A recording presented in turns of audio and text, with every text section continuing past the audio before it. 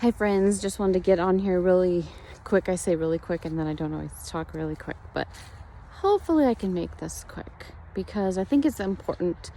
I have some important stuff that I want to say, and it's an addition, I know, to my normal Wednesday weekly devotional. So bear with me, but I'm going to call this Real Talk.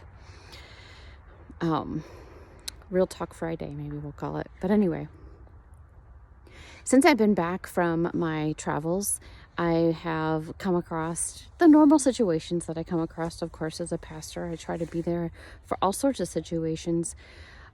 But in the last 2 weeks, 3 times, a very specific situation has come up. And it's a situation that's hard to talk about and something that we don't often talk about in the church or even with each other. And the situation that I'm talking about is people have come to me with a request for prayer or wondering how to interact with someone who has completed suicide, a family member of someone who has completed suicide. So I want to talk about that. So that's why I'm calling it Real Talk. So it's not light stuff that I'm talking about right now. But as I said, I think it's important to mention. So there's a couple things that I want to say about that. One is that it's awesome that you can ask for help when you're not sure how to react in a situation. The answer isn't to stay away from people that are grieving in this way or have had this happen in their lives to a family or friend. That is kind of what we tend to do when we don't know how to react, is that we just stay away. So that, celebrating that. And then second, just the simple reminder that if you are struggling, if you know anyone who's struggling, if you hear of someone struggling, that we can be there and be present for one another.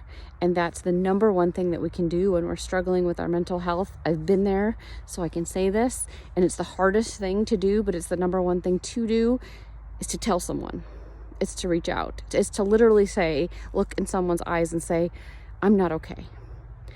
And that person can then help you in whatever way you need, whether it be professional help or just a friend to lean on, whatever that might be.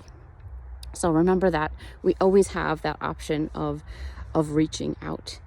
The second thing that I want to remind you of is that the stigma around mental health has a lot to do with language and our reaction to people.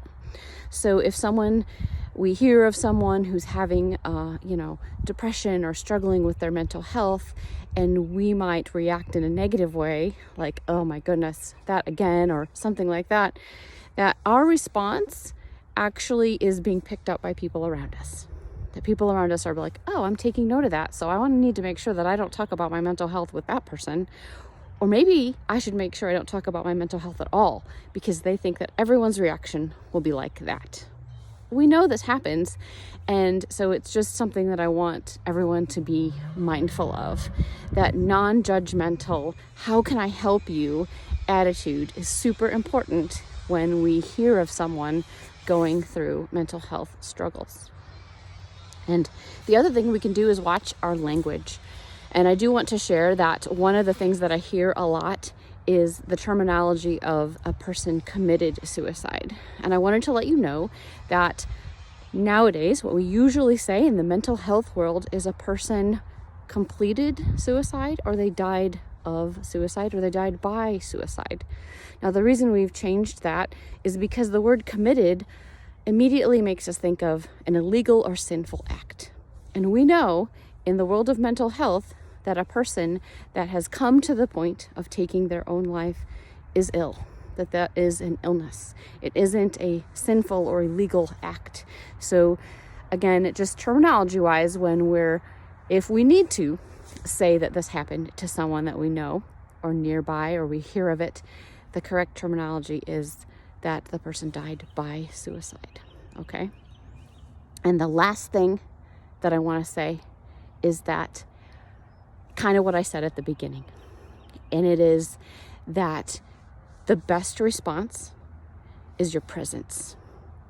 It's not to be afraid to reach out to the person, to say, can I sit with you? Can I be with you? Can I pray with you? You don't have the answers, and you know that, and that's what makes it scary to be around someone that might say, why did this happen to me? Why did God let this happen? And you don't know. We don't know. But that's okay. That doesn't mean that you should shy away from the person. The brave, godly, light, meaning light from God, thing to do is to be present, especially with someone that you're close to. So if you have any more questions, maybe I'll do a little bit of a series on this. But as I said, it's something that is very close to my heart. I think you know that I've had mental health struggles, and I have had a dear friend that I lost to suicide. And so it is something that is close to me. So if you ever want to ask me about it, you certainly can. But I'm proud of you for not being afraid to listen to this and to learn more. So let's say a prayer. Gracious and everlasting God, we give you thanks and praise for your goodness, your kindness, and your grace. Sometimes hard things come up in life and we don't know what to do, but we know to look to you, to place our trust in you, not trying to understand everything, but putting our trust in you. And that we can share these truths of your trust and your goodness and the fact that you never leave us with those that we love. Please be present in situations where people are considering harming themselves or in a state of depression. We ask your love and your grace so present there. Be with us, your beloved people. Amen. Amen.